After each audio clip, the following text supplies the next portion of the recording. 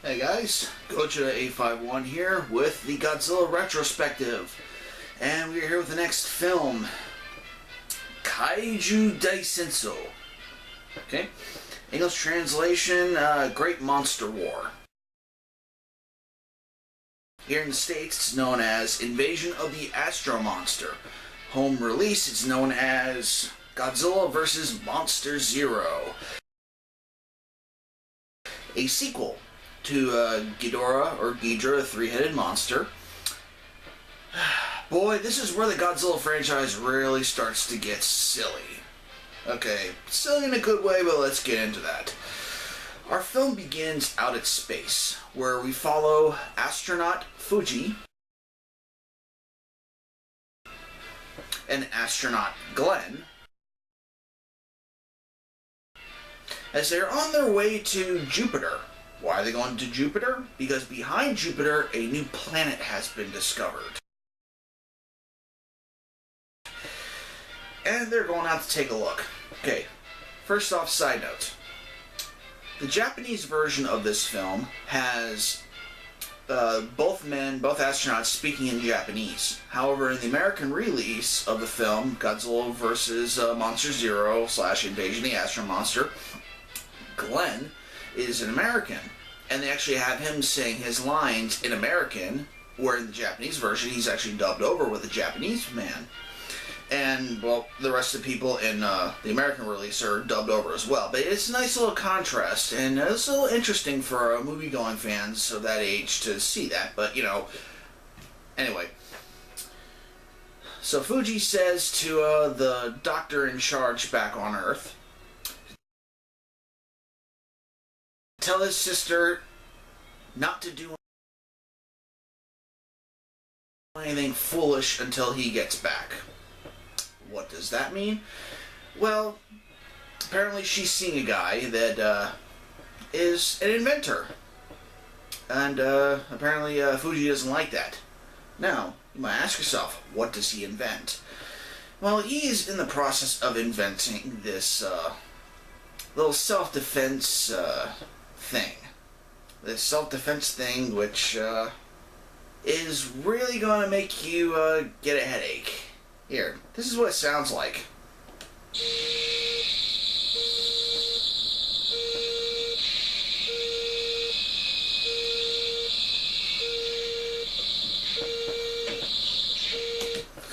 Okay.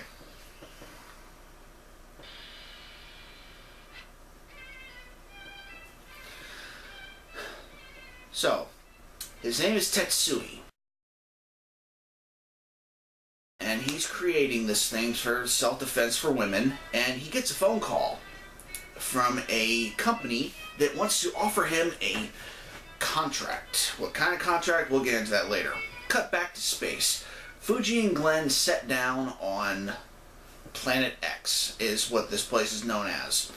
Or this name they gave it in the film. And they're doing different surveys, or looking around. When Fuji takes the flag of the Space Center, the Japanese flag, and the United States flag, and he's going to plant it when he looks on the ground and sees very odd-looking footprints. Then calling back to Glenn saying that, oh, we're not alone up here. No answer. And there's a storm brewing. Lots of gold electricity above him. When all of a sudden this cylinder comes out of the ground. And Fuji goes back to the area where the spaceship is, and it's gone. Glenn is gone. And this cylinder is there, and actually starts speaking to him, saying, get in, something bad is about to happen, you need to get inside. Fuji hesitates at first, but then, you know, he's coaxed into going because of lasers and the electricity outside. Fuji goes in, and he goes to a subterranean base on Planet X, where he sees Glenn. He's like, oh, hey, what's going on? Well, we meet our residents of Planet X, headed by the Commandant of Planet X. and they are to say that they welcome them to the planet. However, things aren't as good as they are because a terrifying demon of space has come to their planet and has forced them to live underground. What demon would that be?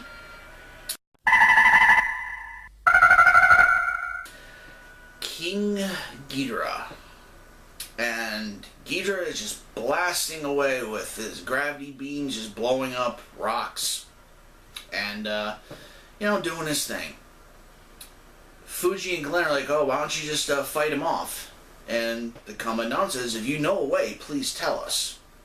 Okay. All they can do is wait for King Ghidorah to go away. When suddenly the Commandant gets a warning that a hydrogen plant has ruptured. The Commandant stops speaking English/Japanese and begins speaking in Alien, which, they cut that part from the American release.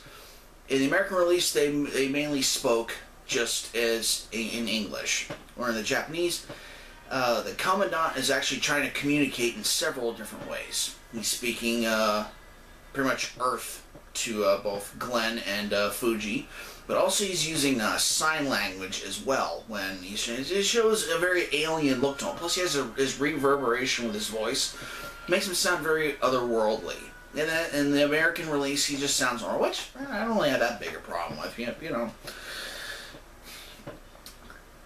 So the Commandant returns after they fix the problem that they're having, and they have a request of Earth. They want to borrow Godzilla and Rodan, also known as Monster 1 and Monster 2. See, on Planet X, they number everything. They don't give names. And why? To fight off King Ghidorah. And, Glenn and Fuji are like, that's a very odd request. So the Commandant says, you have not found a cure for what you call cancer on Earth. We will give you that, and you will be able to do that if we can borrow Godzilla and Rodan. Where in the American release, they said they have a cure for all diseases. So anyway, the Commandant sends Glenn and Fuji back to Earth, to discuss what they found and about Godzilla and Rodan. Very oddly, as they're leaving, the Commandant starts laughing. We'll get into that later. So, Fuji and Glenn come back to Earth, and they're talking over with the Earth Council about what the people from Planet X want to do, or Xians as they are known as. And so far they're on board. Meanwhile, Tetsui and the sister from earlier are at a fancy dinner when this Japanese woman comes named Miss Namikawa, and she has the contract for Tetsui's invention. A very odd contract saying that, oh, we're going to mass produce it and you'll make money once we start selling it. It's like, now, if you want the invention, I'd want money up front, but, okay. He signs it, so whatever. Cut to a day later, the Japanese military goes out into the land around Mount Fuji, and the Xians, or the Commandant, says that Godzilla is located in Lake, and Rodan is in a mountain nearby. Well, they find Godzilla. They find a strong radiation signature there. So they assume that Rodan is in his spot. So Fuji and Glenn are now having drinks with Tetsui and Haruno. Yeah, Haruno. And Tetsui's not making any money off of his thing. But then Glenn is actually dating Miss Namikawa. However, Tetsui's told that Miss Namikawa's out of town. So Glenn and Namikawa go do their thing, when all of a sudden some shenanigans happen. When the lake where Godzilla is begins to foam, Glenn believes that he saw the Commandant on Earth, and he brings Fuji to the area when the water starts to foam, looking like Godzilla is awakening. And what comes out? A flying saucer. But then another flying saucer. And then the next day, come to see it, 3 flying saucers from Planet X are already on Earth, leaving the Earthlings a little upset, but you know, they couldn't, the Xians say that they couldn't wait. So the Commandant loads up the Professor, Fuji, and Glenn into the main spacecraft, while the other 2, one brings up Godzilla from the lake, and the other cuts Rodan out of the mountain. And they go back to Planet X in minutes.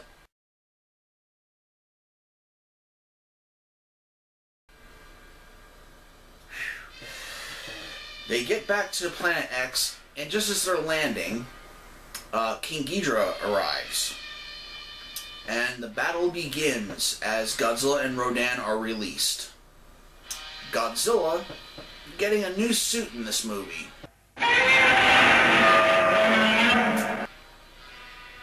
I don't know how to feel about this one. It's okay. I wish they would just use the 64 suit. I think that one was a lot more intimidating looking, but I guess this one you can move around a lot more. It's still a good suit. Godzilla getting upgraded atomic breath. Actually a stronger beam now rather than just breath. You know, just looking a lot cooler.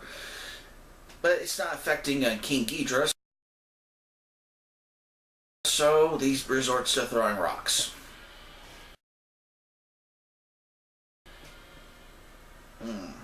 The battle continues, and Godzilla and Rodan fight off King Ghidorah. The Commandant is pleased. He turns around and sees that Fuji and Glenn are gone, saying that they have gone off to do some exploring, coming to see that the women of Planet X all look the same. Miss Namikawa, the same. So, they're given the tape of Cure All, and they go back to Earth. They play the tape, and it's actually a declaration of war. The people of Planet X cannot live on Planet X anymore, and they're going to repopulate on Earth. Now, their technology is much better, but there's only a few of them. There's a lot more people on Earth. But the problem is, come to find out that Godzilla and Rodan are now on Planet X and have now been brainwashed by the Xians, and apparently King Ghidorah has been working for them the entire time because they brainwashed King Ghidorah as well. And they said that they are going to bring all 3 monsters to Earth to destroy it for them. Whew. So Tetsui follows Miss Namikawa to this island. And on the island there is actually an Earth command base for the Xians. And they captured Tetsui. Glenn is trying to, talk with Miss Namikawa, seeing that she's an Xian. He gets captured after Miss Namikawa is killed. Apparently they're not allowed to fall in love unless the computer wills it or something. And yeah. So he's thrown in the same cage with Tetsui. Meanwhile, 24 hours later, they gave him 24, well, they didn't really give him 24 hours. They said they were going to give him 24 hours, but then the computer predicts something bad is going to happen, so they turn the monsters loose early.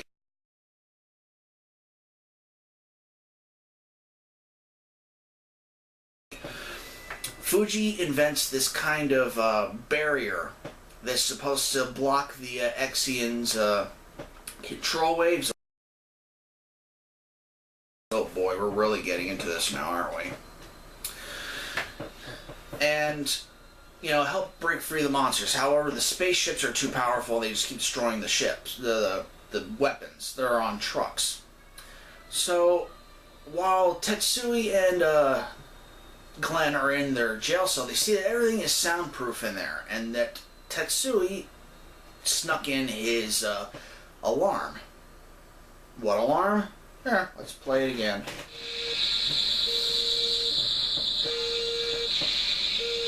Okay. And they escape. They go to where Fuji is, and they show off the defense thing, and they play it over the radio waves, loud and proud, and it causes the Exians to lose control. And the Commandant's using a self-destruct device, saying we will escape into a future unknown. We'll get into that another time. But the monsters are all free now. Godzilla and Rodan continue their battle with King Ghidorah, where they use a little stock footage from Ghidorah, the three-headed monster, which, isn't really that big a problem. The battle continues as Godzilla is using atomic breath, Rodan dropping rocks. Eventually, the three of them collide, go over a cliff and into the ocean. Ghidorah rising from the ocean and swimming back out to space, Godzilla and Rodan underwater. The film ends kind of in a somber but victorious way. Not knowing where Godzilla and Rodan are, but, the Exians have been defeated. So, that was Godzilla vs. Monster Zero.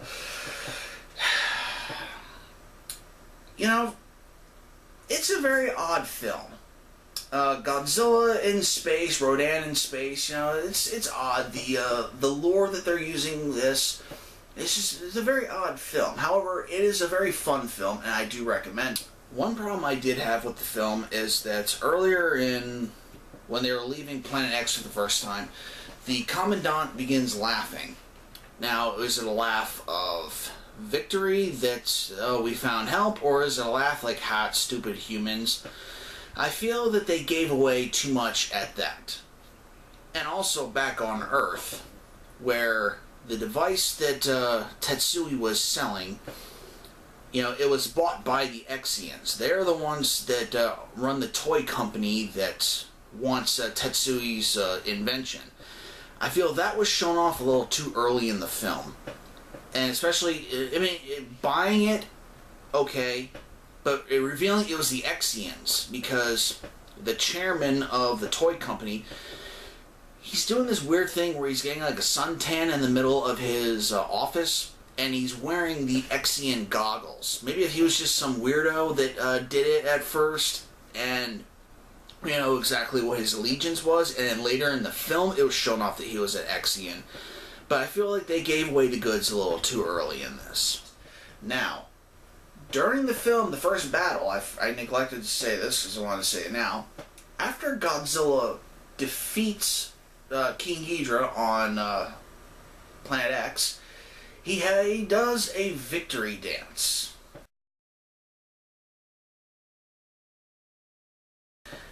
All in good fun. Alright, so what do I give this film? Both versions are pretty much the same. I saw this version when I was about 6 years old. And the Japanese version isn't very different from the American version, except for the language. And the effects are great, the miniatures are great, King Ghidorah is awesome, Godzilla and Rodan are awesome, Rodan's showing off how much stronger he can be in a film, and it's really cool. I enjoyed it. I give this film an A. It's not perfect, but it's a fun watch. Okay guys, this is Godzilla A51 saying goodnight, and see you next time with the next Godzilla film, which apparently wasn't supposed to be a Godzilla film at all. We'll get into that. Y'all have a good night. Bye.